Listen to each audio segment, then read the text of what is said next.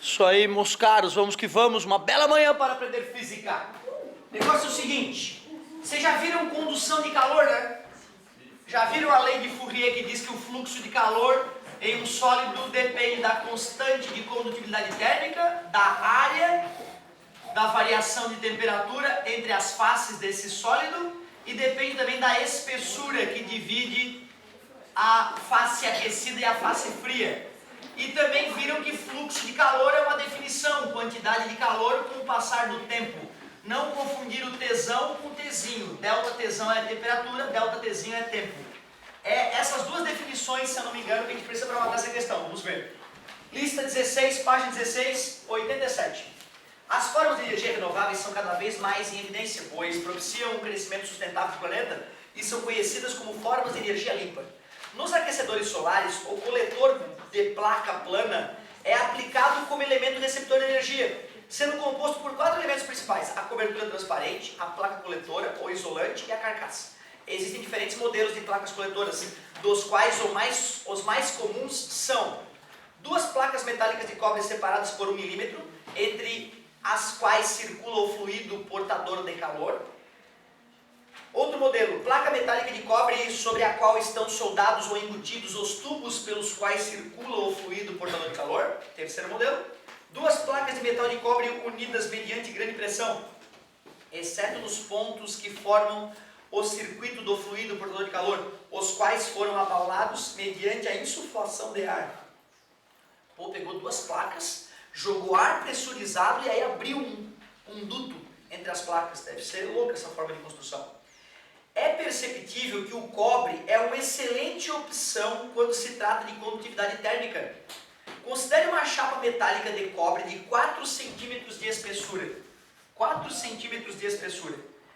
1 metro quadrado deu a área de área da seção, cujas faces são mantidas 120 e 20, dá para calcular a variação de temperatura. De acordo com os dados fornecidos acima, podemos afirmar que a quantidade de calor que atravessa a referida chapa durante 1 hora, ele quer saber a quantidade de calor que atravessa a chapa em 1 hora. Para isso, primeiro eu vou ter que achar o fluxo de calor.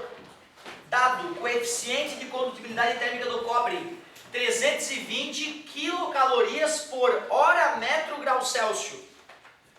Então ele me deu o valor do K, 320 quilocalorias por hora metro grau Celsius. Lei de Fourier nos permitirá calcular o fluxo. Constante de condutibilidade térmica do cobre, 320. Área, 1 metro. 1 metro. Variação de temperatura, maior menos menor nesse caso, para dar um resultado positivo. Variação de temperatura, que obviamente poderíamos ter feito mentalmente, 100 graus Celsius. Observem que as unidades até agora estão condizentes, né? Usei o metro e usei o grau Celsius. Só que na hora de usar a espessura, eu não posso usar os 4 centímetros. Esse era o perigo. É 4 vezes 10 na menos 2 para passar para metro. Aquela era o momento mais perigoso. 320 dividido para 4 dá 80. 10 na 2 com 10 na 2 dá 10 na 4. Ou para ficar bonitinho, 8 vezes 10 na 5 quilocalorias por hora. Quilocalorias por hora. Tu vê, se é uma questão discursiva e tu para aqui, tu não vai ganhar o ponto todo, apesar de ter chegado no número correto final. Para ganhar o ponto na questão discursiva, o aluno teria que ainda mostrar que ele está consciente de que ele tem que pegar esse fluxo de calor e aplicar ele durante 1 hora. Aí esse 1 hora está dividindo, passa multiplicando, corta hora com hora, e aí sim a quantidade de calor vai dar 8 vezes 10 na 5 quilocalorias. Então é uma questão legal porque envolve as 2 únicas formas de fluxo de calor que vão ser cobradas. Fluxo de calor por condução e a definição de fluxo de calor. Ah, professor, mas tu falou que tinha fluxo de calor do corpo negro, emissão de calor do corpo negro. Aquilo geralmente é cobrado teoricamente, não para fazer cálculo. Né? Ter consciência que a quantidade de calor emitida irradiada por um corpo negro é proporcional à temperatura elevado à 4ª potência. Né? É isso que é cobrado. Fora isso, essa questão é uma ótima maneira de revisar essa parte. Letra E, ótima pedida. Professor, Vamos fazer mais uma? Claro, meu querido, quantas forem necessárias. Obrigado, parceiro. Bom pedido. Obrigado, amigo. 76. Essa é outra questão legal. No eletromagnetismo, página 14 da mesma lista 16. No eletromagnetismo, a gente mostra para os alunos que a força eletromagnética é diretamente proporcional ao campo magnético, diretamente proporcional à carga da partícula que está embebida em campo magnético, diretamente proporcional à velocidade, mas também depende do ângulo entre a velocidade e o campo magnético. A gente procura mostrar também no eletromagnetismo que quando a partícula se move paralelamente ao campo magnético, ela se move em MRU, já que o seno de zero é zero.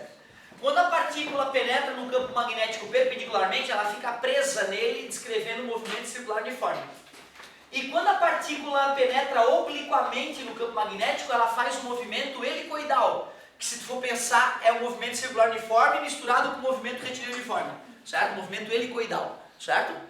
O aluno tem que mapear isso, tá? O aluno tem que lembrar, campo magnético, polo norte e polo sul, campo magnético. Se a partícula penetra paralelamente ao campo, ela continua em MRU. Se ela penetra perpendicularmente ao campo, ela descreve movimento circular. E se ela penetra obliquamente ao campo, ela descreve movimento helicoidal. Certo? Só uma revisãozinha rápida.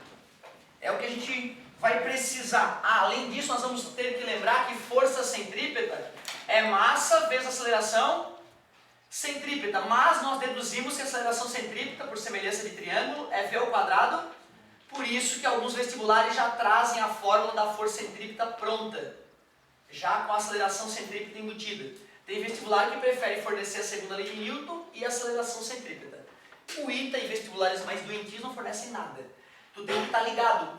Vocês sabem, né? Eu vim de outro estado, sou especialista na federal do meu estado, e agora é que estou lendo um pouco mais, procurando um pouco mais sobre a CAF, sobre outros vestibulares que não eram o meu foco.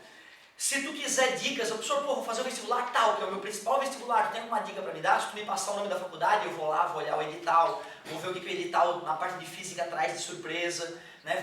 Vou analisar como é que foi o formulário dos últimos anos e posso te trazer um feedback, certo? Tu também pode fazer isso, obviamente, né? Mas se tu quiser minha força, é um prazer, certo? Então tu vê, geralmente, se nós formos falar nas federais, eles têm fornecido a fórmula da força magnética e a fórmula da força centrípeta, sem maiores problemas. Vamos à questão. Cadê? Perdi. Aqui. 76. Falava o seguinte: acreditava-se que o elemento químico rádio fosse capaz de rejuvenescer a pele, fortificar o organismo e até mesmo curar o câncer. Portanto, havia um grande apelo comercial. Com o tempo, descobriu-se que este elemento é extremamente radioativo, mas por ser muito caro, era usado em pequenas quantidades, o que diminuiu os efeitos maléficos, os malefícios causados. O rádio provoca danos nos ossos e a sua inalação. Quem que cheira essa merda desse rádio? Ingestão ou exposição pode causar câncer e distúrbios orgânicos, além de causar ulcerações na pele, podendo levar à morte. Uma das formas de radiação emitidas por eles são as partículas alfa, que se movimentam com velocidade de... Tu vê, ele me deu a velocidade das partículas alfa, 1 vezes 10 na 7 metros por segundo. A dótica partícula alfa é carga de 3,2 vezes 10 na menos 19 coulomb. Isso é verdadeiro porque a partícula alfa é um núcleo de átomo de hélio. Então, realmente, a carga tem que ser a 2 vezes a carga elementar. E a massa dela, como são 2 prótons e 2 nêutrons, né, tem que dar 4 vezes a massa de um próton e de um nêutron, que são próximas. 6,4 vezes 10 na menos 27 quilogramas. Isso me mostra então que a massa de um próton ou a massa de um nêutron é aproximadamente 1,6 vezes 10 na menos 27 quilogramas, que é o valor que a gente usa mesmo. Hoje em dia, a radioatividade pode ser utilizada para vários fins, inclusive médicos. Uma das formas de se controlar a incidência da radiação alfa é por meio de campos magnéticos. Como a radiação alfa é uma partícula carregada, se eu coloco um campo magnético na proximidade, eu posso fazer ela fazer uma curva, né? Eu posso controlar onde é que ela vai atingir. Interessante. Em uma das formas, se um campo magnético de indução é capaz de forçá-las a descrever um círculo de raio, só de ele me falar que essa partícula está descrevendo um círculo, eu já sei que é movimento circular uniforme. Com isso eu já concluo que o ângulo é 90 graus. certo? Então eu preciso concluir que o ângulo de chegada é 90 graus, para poder usar a formulazinha, né? Qual é o módulo do campo magnético? Qual é o módulo do campo magnético que gera esse tipo de curva nessas partículas? Show, muito obrigado, amigo. Altas questãozinha. Cara, tu vê, ó, quando eu dou aula de eletromagnetismo, eu vou lá e mostro para o aluno essa situação onde a partícula vai ficar presa em MCU dentro do campo magnético.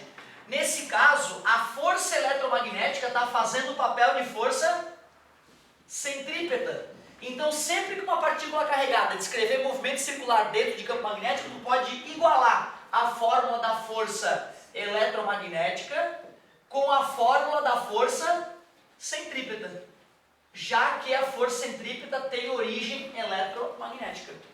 Aí, eu vou substituir os valores, vou eliminar o V ao quadrado com esse V aqui. Como o seno de 90 é 1, vai aparentemente desaparecer o seno de 90 da conta, porque ele vale 1. O clássico nos materiais é a gente isolar o R. Passa o R multiplicando, passa o Q vezes B dividindo, e a galera decora essa fórmula de uma forma muito criativa, cara, que eu tenho que realmente tirar o chapéu para a gurizada que criou essa ideia. Habib me vê um kibe. Cara, eu te juro, eu sei que é uma grande babaquice, mas tem aluno que não vai ter uma física suficientemente desenvolvida no dia do vestibular para pegar, sacar, né? Ah, é MCU, ah, é campo magnético, ah, meu Deus, é força eletromagnética se transformando em força centrípeta. Nem todo mundo vai ter essa qualidade, né? E não é obrigado, tu não é da, né? A maioria de vocês não é da área das exatas. Então tu vê, às vezes o cara não manja tanta física e decora, se a partícula descrever MCU, campo magnético, Habib me vê o quê? Cara, quantas vezes eu fui lá pós-vestibular, né, receber os alunos para a gente discutir alguma questão, alguma coisa, e a galera, ah, professor, Habib caiu, Habib. Vem todo bobo que matou a questãozinha porque lembrou dessa decoreba idiota. Habib me vê um kibe. Show? Claro que eu fico feliz se tu deduz a formulazinha, entendeu? Mas às vezes ter essa fórmula na mente pode te ajudar muito. Nesse caso, a gente quer calcular o R? A gente quer calcular o R nesse caso?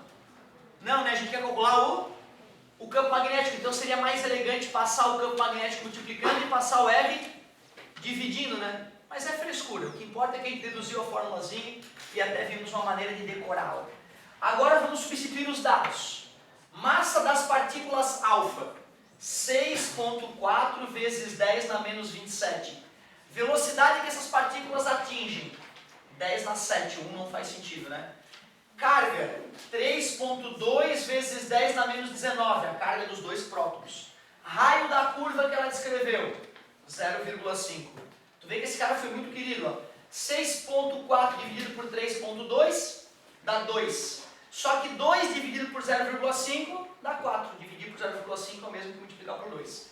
10 na menos 19 vai para cima 10 na 19. Com 10 na 7, 10 na 26. 10 na menos 27 com 10 na 26 dá 10 na menos 1.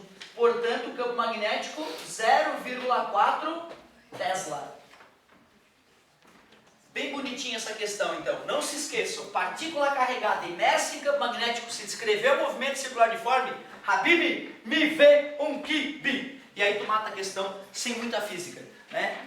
Às vezes a decorebinha pode nos ajudar enormemente. Primeiro a gente tenta da forma honesta, se falhou a gente arrisca uma decoreba bizarra.